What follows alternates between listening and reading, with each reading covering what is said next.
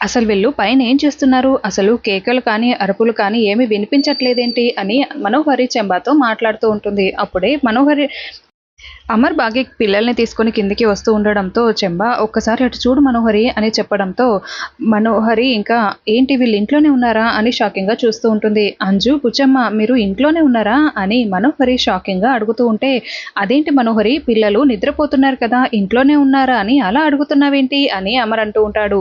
అంటే అమర్ వాళ్ళు నిద్రపోతున్నారు కదా మెలకువతోనే ఉన్నారా అని అడుగుతున్నాను అంతే అంతే అని మనోహరి కవర్ చేస్తుంది. పిల్లలు నిద్రపోతున్నారు మనోహరి అంతే అని బాగి కోపంగా చెప్తూ ఉంటే మిస్సమ్మ పిల్లలకి జ్వరం ఏమీ రాలేదు కదా అని రాథోడ్ లేదు రాథోడ్ మనోహరికే ఏదో అయ్యింది అని బాగి చెప్తూ ఉంటుంది. మను ఏమైంది అని పార్థు అంటే కడుపు నిండిపోయింది అంటూ మనోహరి చేయి కడుగు ఉంటుంది. కొంచెమైనా తినలేదు ఏమైంది మను అని పార్థు అంటే ఆ కొంచెమే నాకు ఎక్కువైంది అని మనోహరి అంటూ ఉంటుంది. ఏదైనా ప్రాబ్లమా అని పార్థు అంటాడు. గ్యాస్ ప్రాబ్లం అనుకుంటా అని బాగి చెప్తుంది. మను నీకు గ్యాస్ట్రిక్ ప్రాబ్లం ఉందా అని పార్థు అంటే ఎప్పుడు ఉండదు పార్థు గారు అప్పుడప్పుడు ఇలా వస్తుంటుంది అని బాగి మనోహరి వైపు కోపంగా చూస్తూ చెప్తూ ఉంటుంది. ఇది ఎప్పటి నుంచి మను అని పార్థు అంటే మా అక్కకి పెళ్ళైన దగ్గర నుంచి అని బాగి చెప్తుంది. ఓ మై గాడ్ ఏంటి మను అప్పటి నుంచి నువ్వు ట్రీట్మెంట్ తీసుకోలేదా ఉంటూ నేను వెళ్ళి ట్యాబ్లెట్స్ తీసుకొస్తాను అని పార్థు అంటే పార్థు ప్లీజ్ నాకు కొంచెం స్పేస్ ఇవ్వు నా దగ్గర ట్యాబ్లెట్స్ ఉన్నాయి యాదమ్మ రా నాతో పాటు అని మనోహరి అంటుంది. సడన్గా ఏమైంది అని పార్థు అంటే తను అప్పుడప్పుడు ఇలానే బిహేవ్ చేస్తుంది పార్థు అని అమర్ అంటాడు. అవును నేను బయటికి వెళ్ళినప్పుడు కూడా నాతో కూడా ఇలాగే బిహేవ్ చేసింది తన మూమెంట్స్ ఎప్పుడెప్పుడు ఎలా ఉంటాయో తెలుసుకోవడం కొంచెం కష్టమే అని పార్థు అంటాడు. మనోహరి ఎందుకలా ఉందో నాకు తెలుసు పార్థు గారు అని బాగి అంటుంది. ఎందుకు అని అమర్ అంటే తిన్న దరక్క అని బాగి కోపంగా చెప్తూ ఉంటుంది. దాంతో అందరూ షాకింగ్గా చూస్తూ ఉంటే అంటే మీరు మనోహరిని బయటికి తీసుకువెళ్ళారు కదా అక్కడ మీరు చాలా ఐటమ్స్ తిని ఉంటారు అవి సరిగ్గా డైజెస్ట్ అయి ఉండవని చెప్తున్నాను అని బాగి కవర్ చేస్తుంది. అవును బిర్యానీ ఫ్రూట్ సలాడ్ అవి ఇవి అంటూ చాలా తిన్నాము అని పార్థు చెప్తూ ఉంటాడు. లైట్ ఈసారి అలా హెవీగా కాకుండా కొంచెం చూసుకొని తినడం నేర్చుకోండి పార్థు అని అమర్ అంటే ఇది ఫస్ట్ టైం కదండి ముందు ముందు నేర్చుకుంటారులే అని బాగి చెప్తుంది. అవును మేమిద్దరం మేడ్ ఫర్ ఈచ్ అదర్ అని చెప్తూ పార్థి సిగ్గుపడుతూ ఉంటాడు. మీలాంటి భర్త దొరకడం మనోహరి గారు చేసుకున్న అదృష్టం సార్ అని రాథోడ్ చెప్తూ ఉంటాడు. చా ఈ వెధవ మళ్ళీ మిస్ చేసేసాడా ఈ అవకాశాన్ని ఆ పిల్లల్ని పట్టుకోలేకపోయాడు అయినా ఆ పిల్లలు ఎప్పుడు ఇంట్లోకి వచ్చారు అని మనోహరి చాలా టెన్షన్ పడుతూ చెంబాని అడుగుతూ ఉంటుంది. మరోవైపు ఆనంద్ ఆకాష్ చెప్పండి మీరు మా కళ్ళ ముందరే బయటికి వెళ్ళారు కదా మేము ఎంత టెన్షన్ పడ్డామో తెలుసా అసలు మీరు ఎప్పుడు ఇంట్లోకి వచ్చారు అని అడుగుతూ ఉంటే అసలు ఏం జరిగిందంటే అని అంజు బుజ్జమ్మ చెప్తూ ఉంటే ఆ సంఘటన చూపిస్తూ ఉంటారు. మీ ఇద్దరి కోసం ఎప్పటి నుంచో ఎదురు చూస్తున్నానే గువ్వ పిల్లలారా ఇప్పుడు నా చేతికి దొరికారే అంటూ ఆ ముసుగు దుప్పటిని వాళ్ళపై వేస్తూ ఉంటే పిల్లలిద్దరూ కూడా ఆ దుప్పటిని పట్టి లాగేస్తారు. ఇక కరాటే బాక్సింగ్ చేస్తున్నట్లు చేతుల్ని రెడీగా పెడతారు. చూడు మమ్మల్ని మేమే కాపాడుకుంటాము మమ్మల్ని మేము ఎలా కాపాడుకోవాలో మా డాడీ మాకు శిక్షణ ఇచ్చాడు అని బాక్సింగ్ కరాటే నేర్పిస్తున్న ఆ సంఘటనని కూడా ఇప్పుడు మనకి చూపిస్తూ ఉంటారు. కాబట్టి నువ్వు మమ్మల్ని ఏమీ చేయలేవు అని బుజ్జమ్మ అంజు ఇద్దరు చాలా కాన్ఫిడెంట్గా చెప్తూ ఉంటే ఇవన్నీ నా దగ్గర పనిచేయవే పిల్ల పిట్టల్లారా అని ప్రచండ అంటూ ఉంటాడు. కాత్రా ఈ పిల్ల పిట్టల మీద దుప్పటి కప్పేసేయి ఎత్తుకెళ్ళిపోదాం అని ప్రచండ చెప్పగానే కాత్రా వాళ్ళపై దుప్పటి కప్పబోతూ ఉంటే మళ్ళీ ఇద్దరు పిల్లలు ఆ దుప్పటిని లాగేస్తారు. బుచ్చమ్మ నువ్వు ఈ గుండోడి సంగతి చూసుకో నేను ఈ పొట్టోడి సంగతి చూసుకుంటాను అని అంజు చెప్తుంది. అలా అంజు పొట్టోన్ని బుచ్చమ్మేమో ప్రచండని ఇద్దరు ముప్పు తిప్పలు పెడుతూ ఉంటారు. ప్రచండ పాపని ఎత్తుకొని తిప్పేస్తూ ఉంటే బుజ్జమ్మ ఏ మాత్రం కూడా తగ్గకుండా భుజాలపై కూర్చొని గుండుని పగలగొడుతూ ఉంటుంది. ఇంకోవైపు అంజు అయితే పొట్టి వారిని బాగా కొడుతూ పరుగులు పెట్టిస్తూ ఉంటుంది. అలా ఇద్దరిని తిప్పి తిప్పి కొట్టి ఇద్దరు పిల్లలు కూడా చుక్కలు చూపిస్తూ ఉంటారు.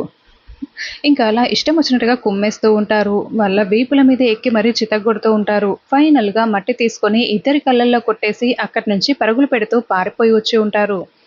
అలా మేము ఇంటికి వచ్చేసాం అన్నయ్యలు. మీరందరూ డైనింగ్ టేబుల్ దగ్గర ఉన్నప్పుడు బ్యాక్ డోర్ నుండి గదిలోకి వచ్చేసి డ్రెస్ చేంజ్ చేసుకొని దుప్పటి కప్పుకొని పడుకున్నాము అని చెప్పడంతో, అబ్బా మీరిద్దరూ భలే కవర్ చేసేసారే, డాడీ ఇచ్చిన ట్రైనింగ్ మీకు ఇలా యూజ్ అయిందన్నమాట.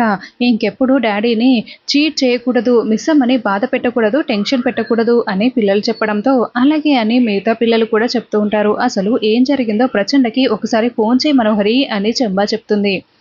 ఫోన్లో కాదు, రేపు డైరెక్ట్గా వెళ్ళి ఒకసారి కలిసి మాట్లాడతాను అని మనోహరి చెప్తుంది.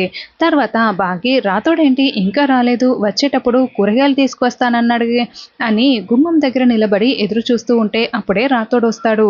కూరగాయల మార్కెట్లో కొంచెం రష్ ఎక్కువగా ఉంది మిస్ అమ్మ, అందుకే లేట్ అయింది అని సంచిని అందిస్తూ ఉంటే పార్థు గార్డెన్లో అటు ఇటు తిరుగుతూ ఆలోచిస్తూ ఉంటాడు.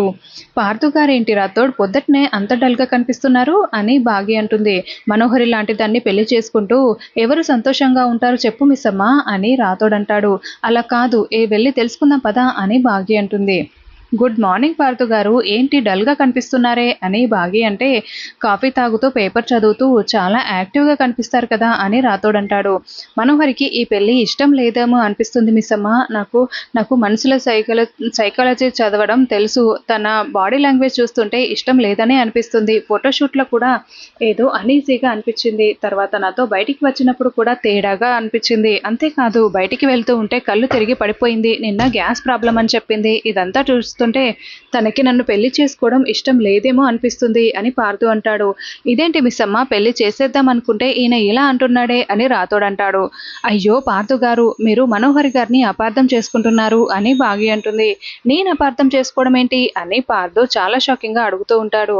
అయ్యో పార్థు గారు, ఎంత జింజి అయినా కూడా ఆడపిల్లలు చాలా బిడియం సిగ్గుపడుతూ ఉంటారు కదా, మనోహరి కూడా ఆ కేటగిరీకి చెందిందే. అయినా ఇప్పుడు మీ ఇద్దరి మనసులు కలిసాయి, మనోహరి కూడా మీపై ఇష్టం చూపిస్తోంది. అవి కొంతమంది డైరెక్ట్గా చెప్తారు, ఇంకొంతమంది ఇండైరెక్ట్గా చెప్తూ ఉంటారు. మీ ఇష్టమైన ఫేవరెట్ కలర్ ఏంటి అని బాగే అంటే బ్లూ అని పార్థు చెప్తాడు. మీకు ఇష్టమైన టిఫిన్ అని అంటే పూరి అని పార్థు చెప్తాడు. ఈరోజు మనోహరి మీకు ఇష్టమైన డ్రెస్ వేసుకుని పూరి తింటుంది చూడండి కావాలంటే. ఇప్పుడు కొంతమంది ఇలా ఇండైరెక్ట్గా వాళ్ళ మనసులోని ప్రేమని బయట పెడతారు. మనోహరి ఇలా పెడుతుంది, కావాలంటే మీరే చూసి తెలుసుకోండి అని బాగే చెప్తుంది.